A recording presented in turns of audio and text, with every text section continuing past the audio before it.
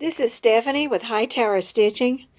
Today's video is one that's by request. Someone asked me to show how to do a quilt from the beginning, and this is its beginning.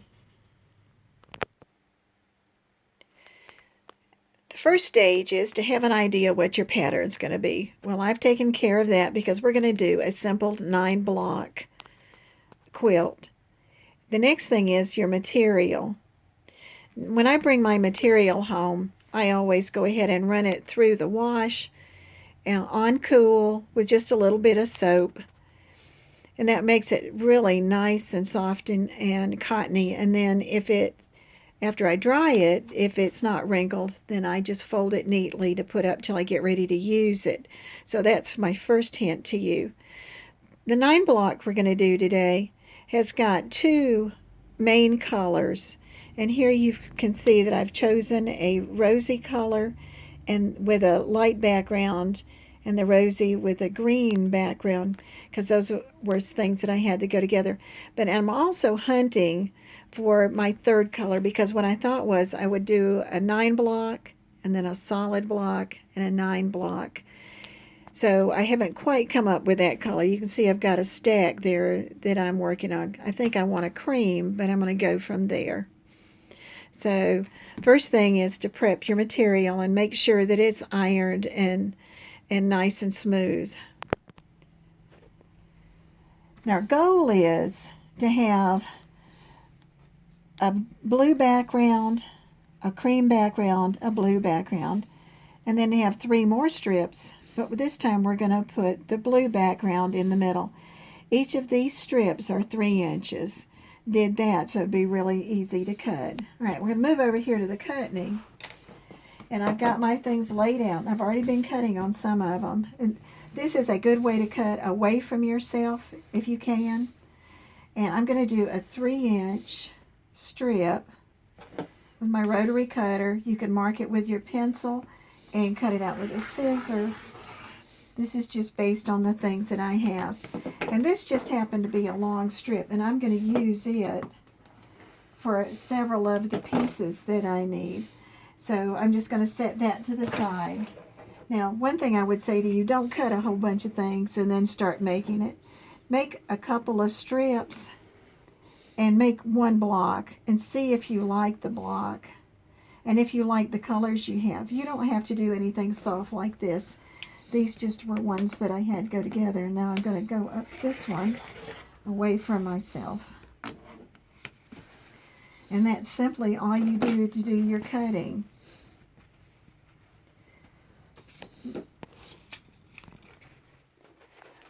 We move to the machine, and you can see that I've already taken one of the sets and sewn those together. I've got the green in the middle. And the other thing that I've done is I have pressed the back so that that they go inward. Okay, and that's going to be important when we get to the next part. So let's look at the stitching. When you're stitching these pieces together, you're starting with 3-inch pieces, and you want to come out with something that's about 2 3/4. You want 1/4 of an inch off.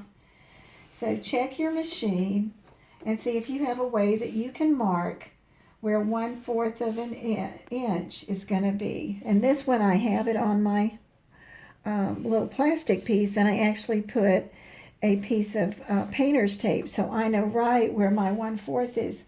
If you don't know where yours is right now and haven't figured it out, you can still lay your ruler down like we've done before and take a mechanical pencil and draw a line. But the main thing there is, if you do that, you want to stitch to the right side of that line. Don't stitch on that line. So I'm going to go ahead and stitch my last one. And to keep from getting frustrated, go ahead and start with that little scrap of material at the beginning and put a stitch in it to hold it. And that will keep the machine from eating up the first part of your stitching. If your strip is really long, this happens to be a short strip. If your strip was a long strip, you'd want to pin those along the way so that it gets there, and then cut off that little tag. Now I'm going to come over here to the iron. The first thing you want to do is go down that seam and press it. That sets that row of stitching. And be real careful with this, the way you get ready to iron, that you don't stretch everything out.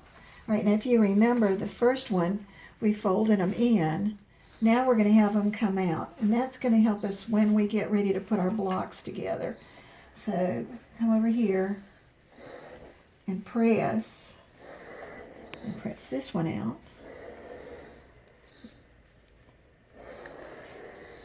Flip it over so you've got it laying nice. All right, that's all there is for the sewing right now on that part. All right, come back in here to the cutting area, and I want to take and cut these apart. Now, the first thing I want to do is clean up the end. So I'm going to take and line up my ruler. I come down to here where there's a neat line instead of using this, which gets kind of cut up sometimes. And I'm going to slide it over until I can see that I'll get a nice clean strip, and I will take and cut it. That's the end of that. Now, to keep going, I'm going to flip it. There's that line we did. I'm going to lay this on there now, and because I wanted this to be 3 inches. I have a nice straight line. I have a nice straight line across the top. And I'm going to cut as many as I can out of this one. Cut a few of these.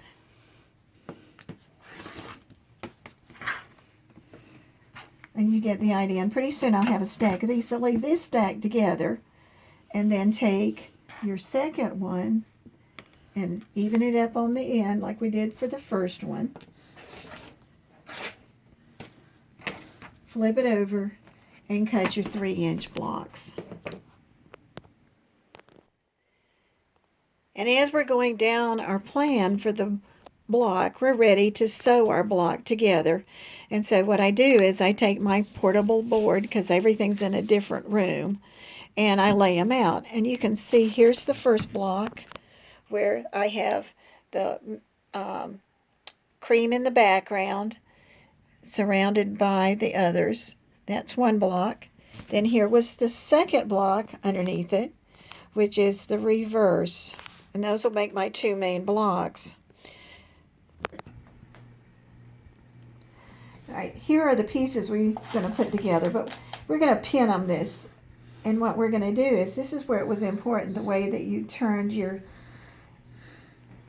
seams, so that when I lay these on top of each other, you can see one seam's going towards my right hand, one seam's going towards my left hand, and they sort of lock in place. This is a great way to start a beginner block. And then you look at the other one, and I have one going towards my right hand, one going towards my left hand, and I'm going to pin those in place. And what that's going to do is that when I open up my block, those will have locked together, and you'll see how nice the corners are. Here's the back of a completed block, and you can see how the seams have gone different directions. Then when I sewed the strips together, that's where I took the opportunity to open them up, because that's the way I like it. And you could have opened the other parts up, but for a beginning block, this is a nice way to do it, because when you turn it over, look at how nicely your corners come together. They have locked into each other. And my purpose today was to start on the whole process of doing a quilt. And we started with a little bit about the quilt prep, the fabric prep, washing your fabric, making it it's all smooth, and then cutting the fabric. And this one we cut 3-inch strips, sewed the strips together, and then we worked at being careful to press rather than iron. And we actually sewed the block together. The next thing had to do with the block plan, and I alluded to that a little while ago because I'm going to make a number of these blocks. It did turn out that I really like these colors together. They're so soft. And I'm still going to hunt for another color because I think what I want to do is put an A block and a blank block, which is going to be 7 3/4 inches square. And then I'm going to put another block and alternate those across there and sew them together. This is a fun block. I hope you enjoy doing it and learn a lot. Use colors that you like. That makes you happy. This is Stephanie at Hightower Stitching. Thank you for watching this video. If you enjoyed this, please subscribe and hit like.